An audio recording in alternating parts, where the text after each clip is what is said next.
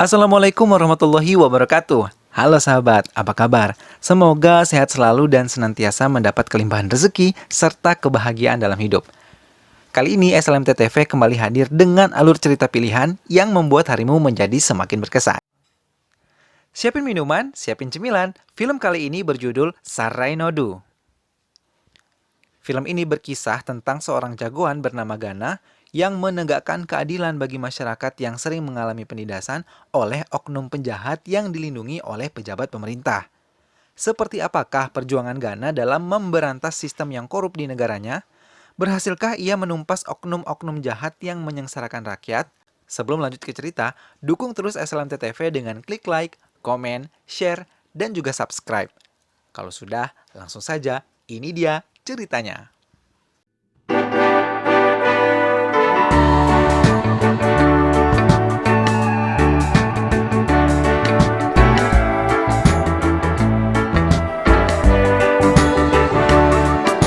Di sebuah tanah lapang, terlihat seorang bapak tua berbaju putih tengah bersantai. Lalu sekelompok orang menghampirinya. Mereka adalah Danus beserta anak buahnya. Danus adalah seorang yang sangat berpengaruh di daerah tersebut karena dia merupakan putra dari seorang perdana menteri. Kedatangan Danus bermaksud untuk membeli tanah yang dimiliki oleh bapak tua itu. Namun bapak tua tersebut tidak mau menjual tanahnya kepada Danus.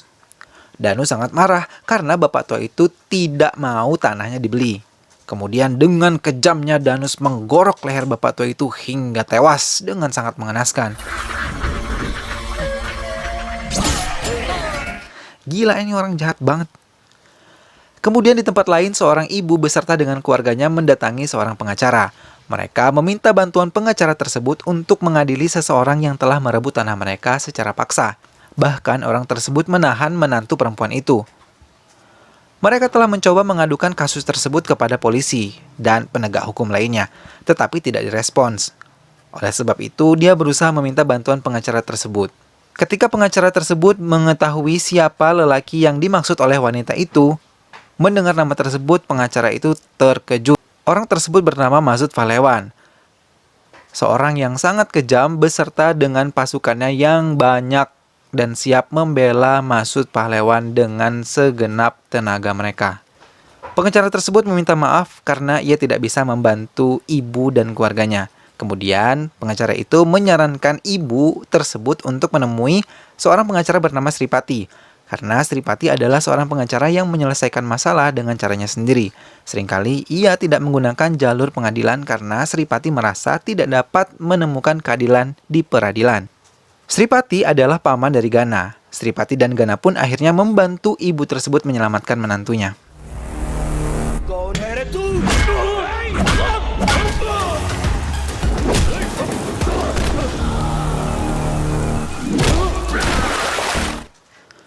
Kemudian di tempat lain, ayah Gana yang bernama Umapati sedang menemui temannya yang bernama Jai Prakas.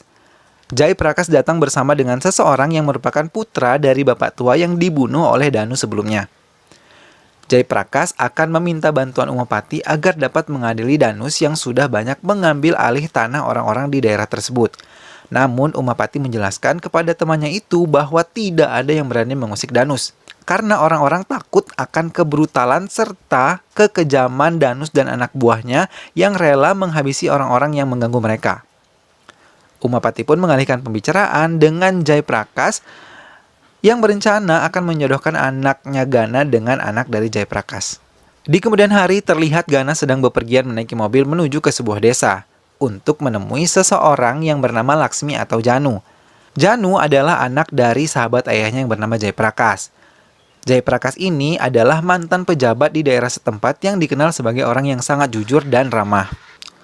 Lalu di tengah jalan sebelum sampai ke desa, Gana terpukau oleh kecantikan seorang perempuan yang ada di pinggir jalan. Seketika ia menghentikan mobilnya dan langsung keluar menemui gadis tersebut. Gana pun mengungkapkan perasaannya kepada gadis itu. I love you. Ternyata gadis tersebut bernama Hansinta. Ia adalah salah satu pejabat di daerah tersebut. Karena Gana tiba-tiba menyatakan cinta kepada Hansinta, jelas ia menolaknya. Ya iyalah, aneh banget baru ketemu langsung bilang cinta, kan apa aneh gitu. Mendapat penolakan dari Hansinta, Gana pun merasa galau dan sedih. Sementara itu, di tempat lain terlihat Danus tengah menemui seseorang bernama Virendra. Virendra ini adalah pengusaha yang cukup sukses di daerah tersebut.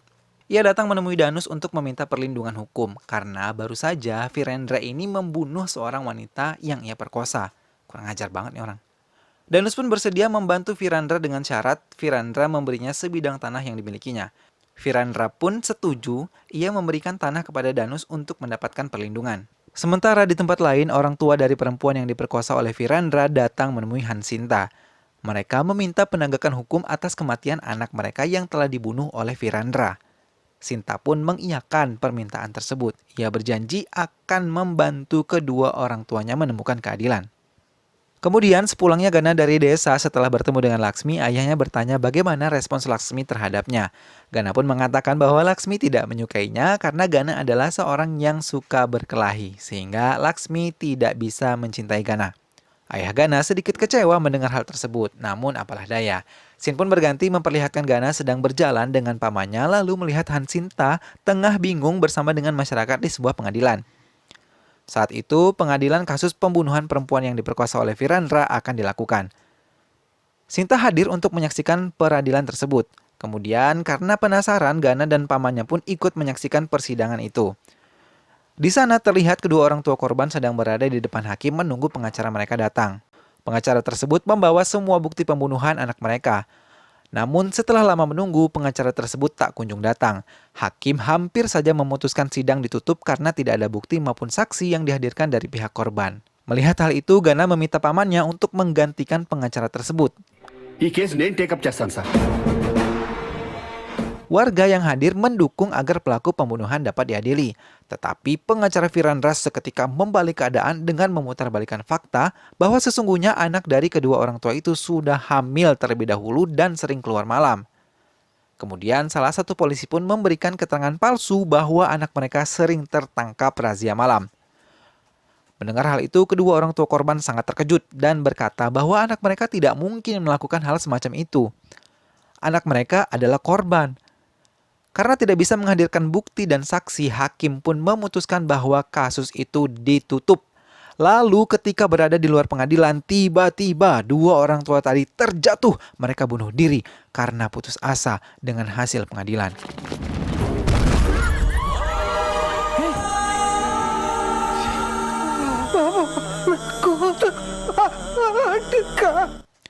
Semua orang terkejut. Gana pun berusaha menyelamatkan bapak tua tersebut, namun sayang ia sudah mati saat Gana ingin memasukkannya ke dalam mobil.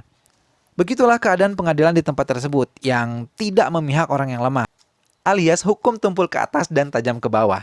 Sama banget lah kayak di negara mana gitu ya kan. Kemudian pada kesempatan lain Virendra sedang enjoy di sebuah diskotik. Lalu Gana datang dan memberikan sedikit pelajaran kepada Virendra ini. Gana pun menggunakan sepatu roda yang sangat elegan dan menghajar Gana beserta orang-orangnya di diskotik tersebut.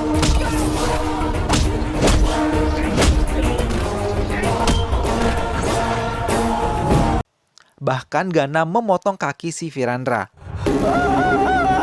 Besok harinya Danus mengetahui bahwa Virendra baru saja dihajar habis-habisan oleh seseorang. Ia sangat marah. Danus bertanya siapakah yang sudah melakukan ini. Namun tidak ada satupun dari orang-orang mereka yang tahu siapa yang sudah melakukan hal tersebut kepada Virendra.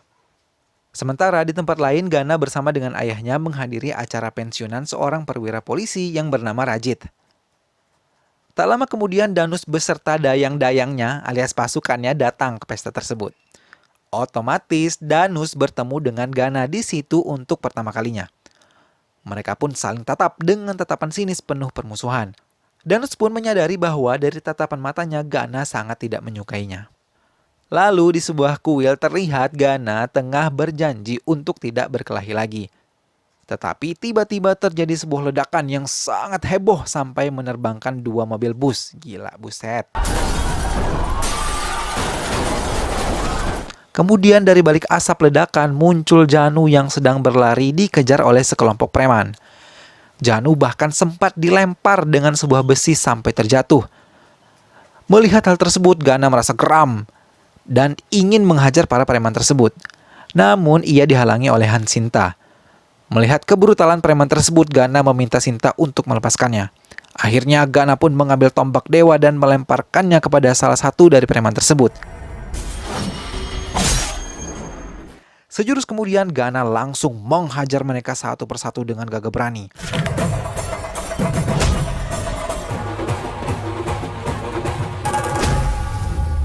Akhirnya para penjahat itu pun satu persatu tumbang dikalahkan oleh Gana yang begitu perkasa.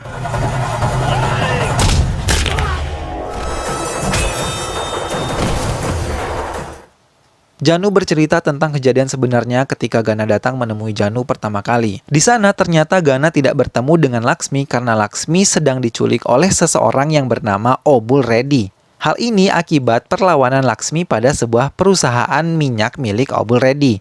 Obul Reddy adalah anak buah Danus yang juga merupakan pemilik perusahaan minyak yang mengambil alih tanah milik warga sehingga membuat warga sengsara. Gana pun datang menemui Obul Reddy dan menyelamatkan Janu. Di sana, Gana menghajar habis-habisan Obul Reddy beserta anak buahnya.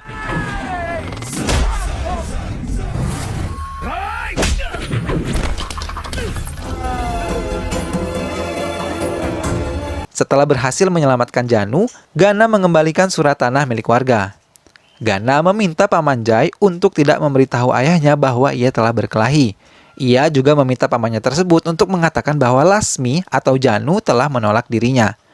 Padahal sebenarnya Laksmi ini sangat jatuh cinta dan terpukau akibat kehebatan Gana. Ia pun ingin ayahnya untuk menikahkan dia dengan Gana. Scene pun berganti memperlihatkan Obul Reddy bertemu dengan Danus.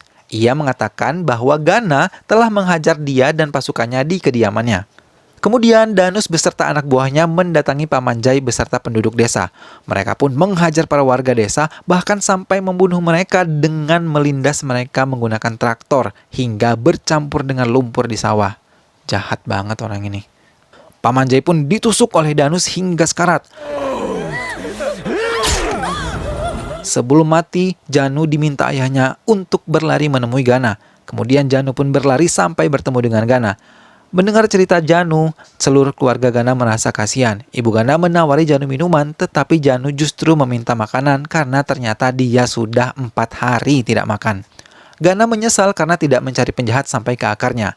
Ayah Gana pun mengatakan bahwa Danu sangat sulit diberantas karena ia adalah anak Perdana Menteri. Sinta pun menyadari bahwa dirinya tidak pantas untuk Gana, karena yang pantas untuknya adalah Janu. Sinta pun mengatakan siap membantu Gana kapanpun Gana meminta bantuannya.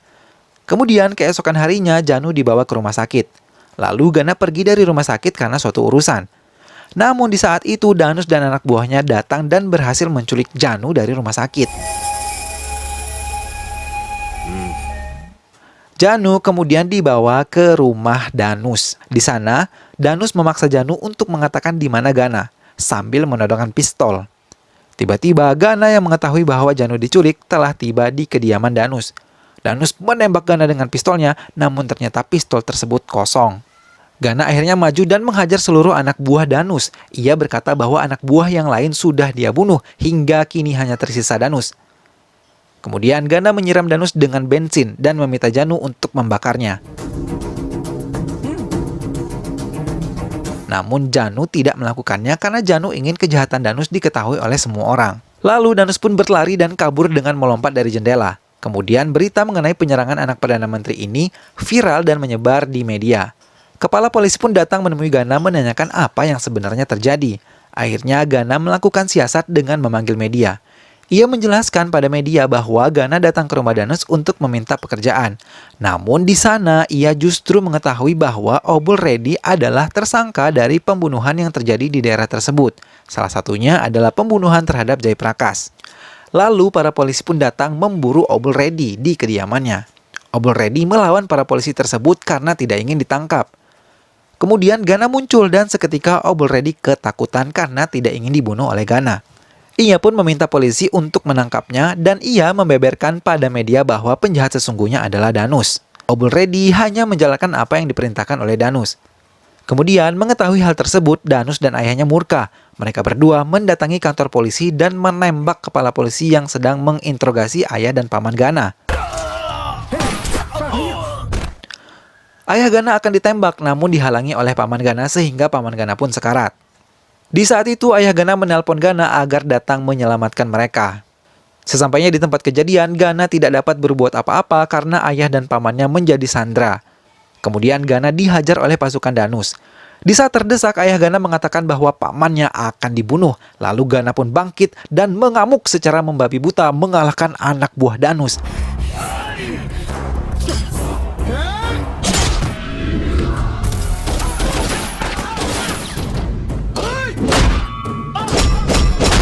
Bahkan ia pun berhasil membunuh Perdana Menteri yang merupakan ayah Danus.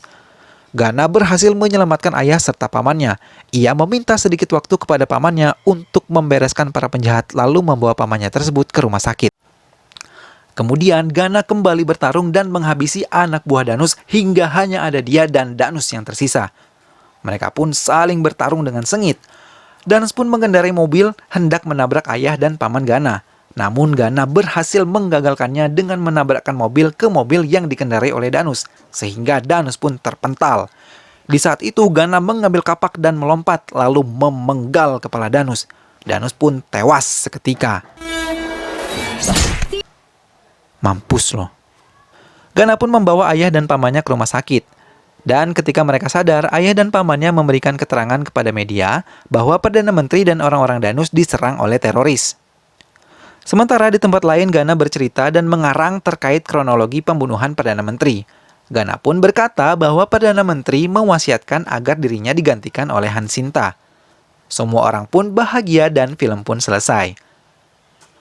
Begitulah alur cerita film Sarai Nodu, sebuah kisah heroik yang sangat memukau dan memanjakan pemirsa yang haus akan keadilan. Semoga kita dapat mengambil hikmah dari film ini ya sahabat. Terima kasih sudah menonton video ini sampai akhir.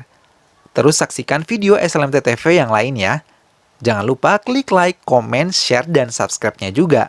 Sampai jumpa di video selanjutnya. Wassalamualaikum.